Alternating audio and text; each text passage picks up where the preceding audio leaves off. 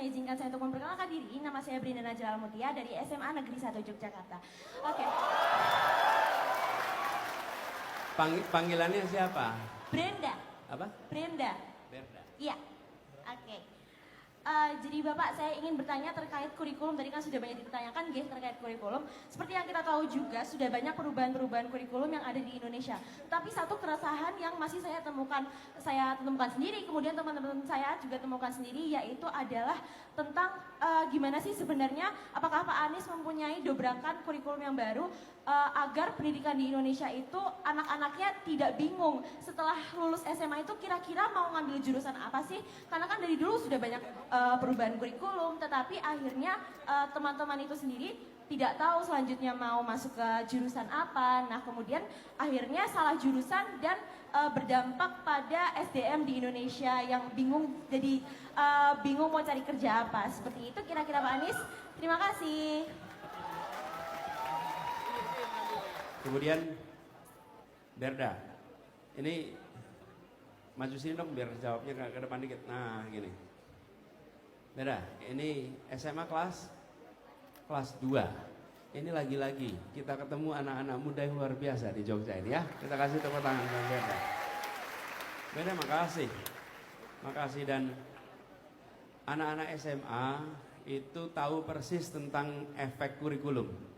Saya pernah, waktu itu saya tugas di kementerian, saya datang ke sebuah SMA, itu anak-anak SMA-nya presentasi betapa bermasalahnya kurikulum kita, okay?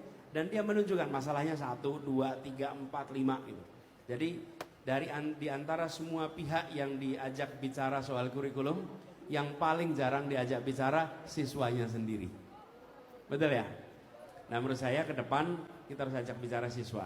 Yang kedua, begini teman-teman, soal bidang dalam kuliah.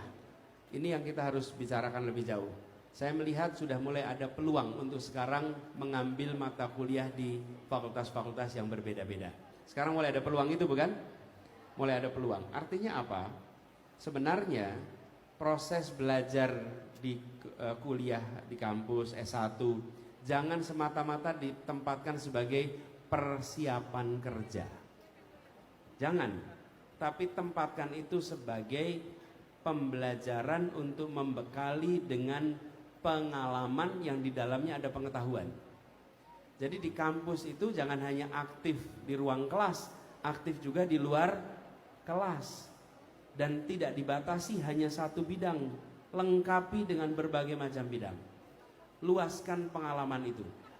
Karena begini, kita menyukai satu bidang ketika SMA, nanti ketika kuliah akan ketemu wawasannya lebih luas lagi. Dan ketika kita kuliah aktif akan ketemu wawasan lebih luas lagi. Jadi jangan mengunci diri dengan saya harus di sini. Saya akan bidang ini, perluas saja.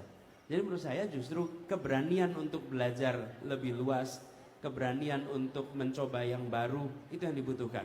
Dan Berda ini sudah jadi contoh. Berda punya pilihan, tetap aja di Cokro Aminoto sana di kelas, nggak usah ngapa-ngapain. Tapi Berda memilih untuk datang ke sini, memilih untuk memperluas wawasan, memperluas jaringan. Berda sudah mengerjakan apa yang tadi saya katakan. Mudah-mudahan nanti Berda bisa memanfaatkan peluang yang ada ketika kuliah ya.